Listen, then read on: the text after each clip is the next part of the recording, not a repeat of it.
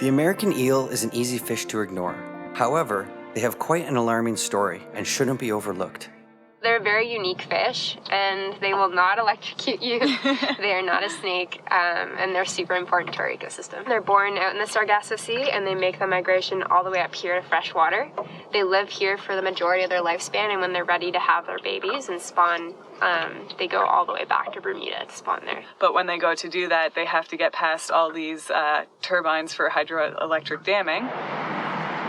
Hydroelectric dams give us power, but they also alter ecosystems, making it difficult for wildlife, especially for migratory fish like the eel. The American eel was once the most abundant fish in the Ottawa River. But in 2007, they were listed as endangered under the Ontario Endangered Species Act. Currently, Ontario populations are down by over 97%.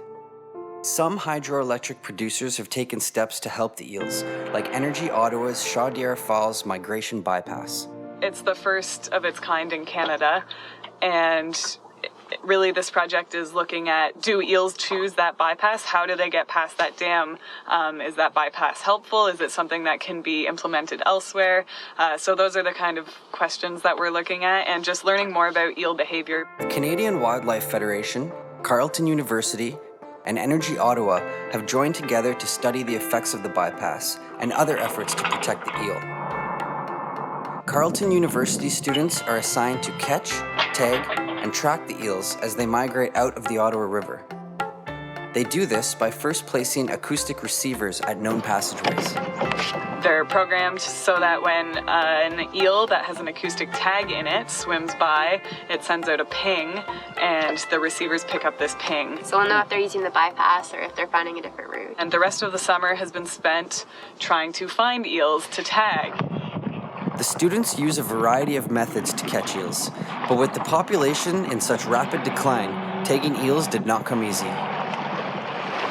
So we've been trap netting and electrofishing, and so far we've found 9 eels. We're hoping for more, but they're tough to find. They're very elusive.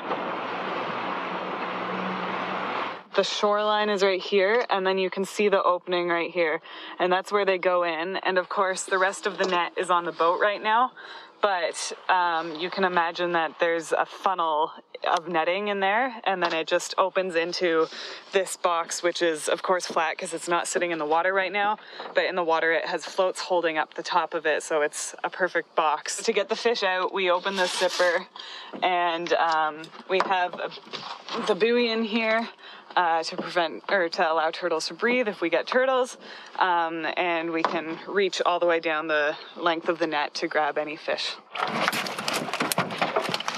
They ask that you record everything that you're catching, and that contributes to their knowledge of the species in the river.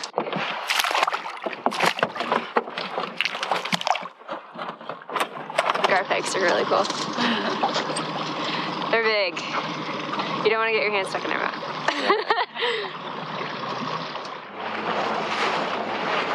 There were a lot of different species in the net, but no eels. The researchers checked one more net at another location. Oh, we've got a turtle in here. What? We've got a turtle for sure. Oh yeah? Okay. Yeah, you can see them all. This is a map turtle? All the nets were checked and reset. Still no eels. Only one last method remains.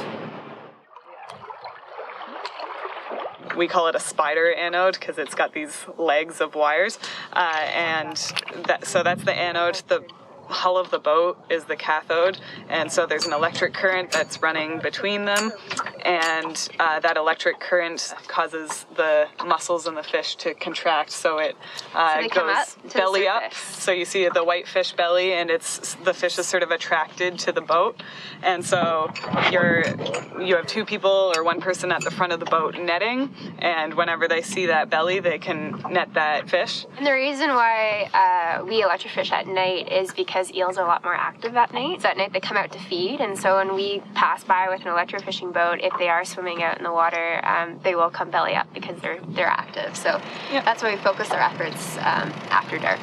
After a long day and night of trapping and electrofishing, our luck finally turns around.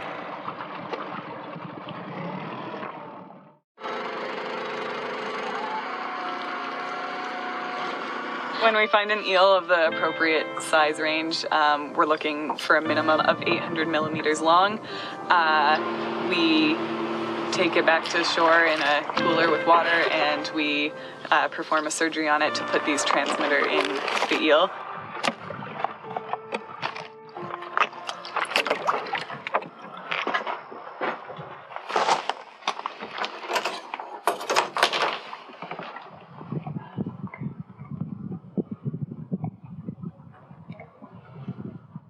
Once tagged, these eels will communicate with the acoustic receivers as they attempt to migrate back to the Sargasso Sea. Eventually, the receivers will provide crucial data about the eel's migration. From that, we can move forward and they can make modifications so that they can improve passage efficiency for these fish. We don't really know what it means to lose them, so I guess the best answer to that is we hope that we don't lose them, and we're trying our best to stop that.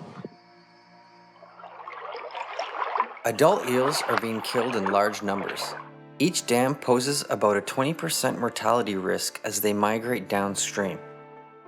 It is estimated that around 1% of the Ontario eel population remains, and we could see extinction in our lifetime. There is good news. Some eels are successfully completing their migration journey unharmed. The data from this project will pinpoint the eel's peak migration and how and where they travel.